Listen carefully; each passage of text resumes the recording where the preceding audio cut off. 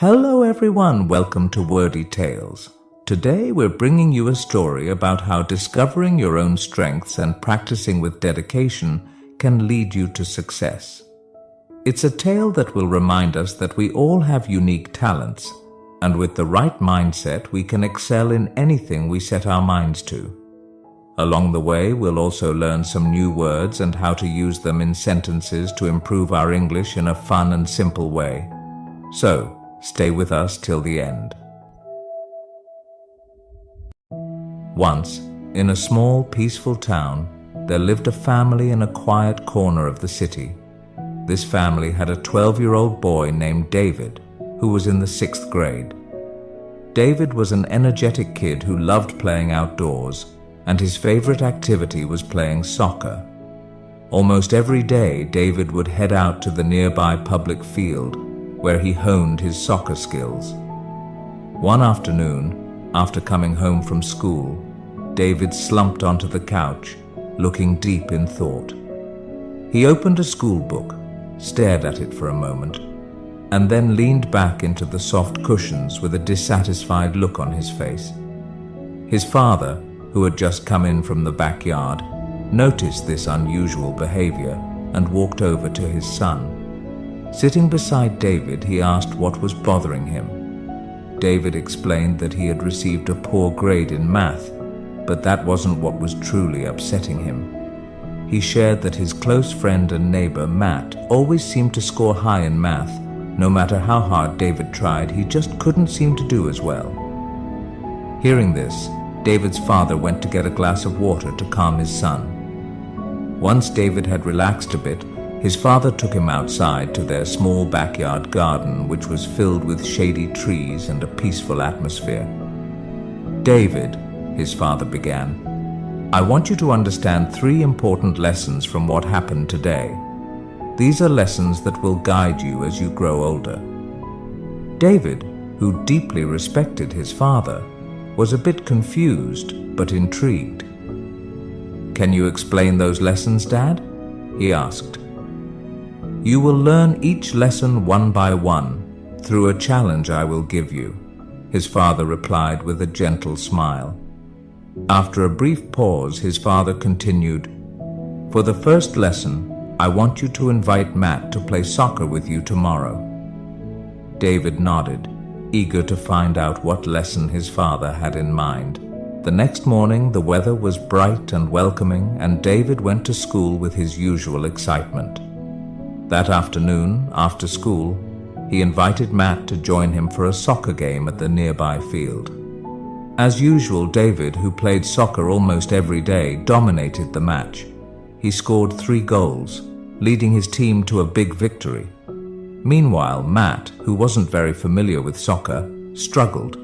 He often lost the ball and made several mistakes. Despite this, everyone who played that day had a great time.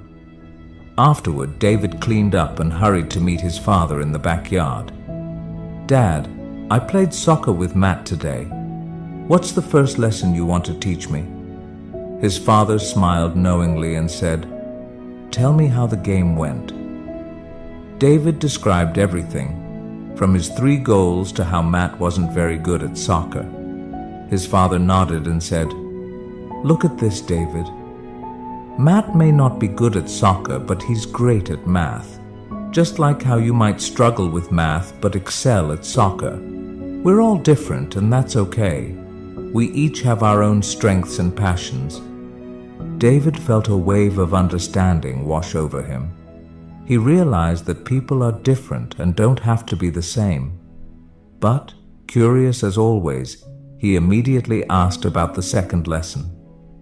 "For the second lesson," his father said, "I want you to pay close attention to Matt tomorrow at school. Keep track of how often you see him counting or working with numbers." The following day, David eagerly went to school, excited to complete his father's challenge. Throughout the day, he quietly observed Matt, noticing how often he was engaged in math-related tasks. After school, David passed the time playing soccer again until his father returned home.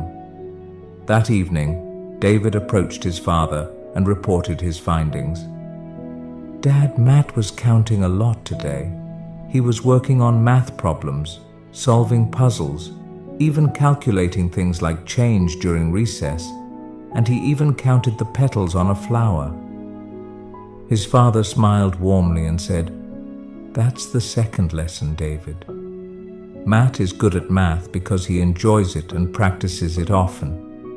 If you want to get better at something, you have to keep practicing, just like you do with soccer. It doesn't always have to be difficult.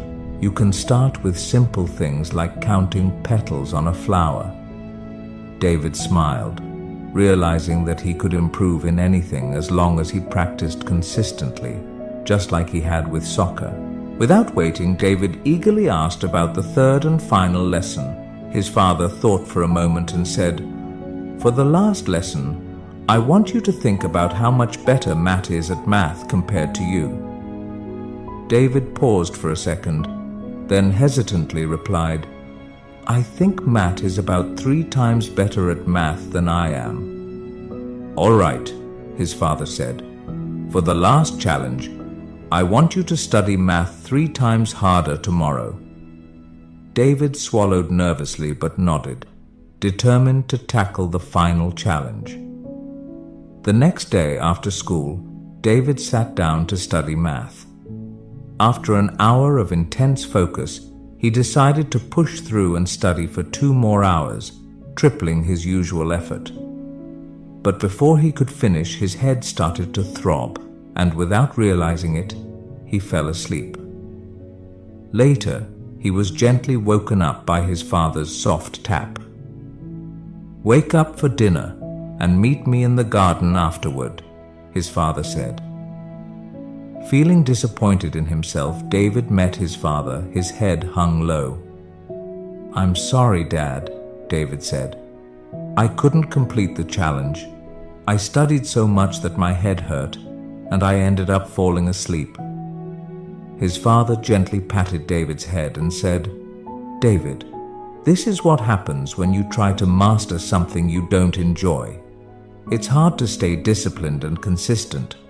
But when you study something you love, discipline and consistency feel much lighter, just like how you stay dedicated to playing soccer." After a brief silence, his father gave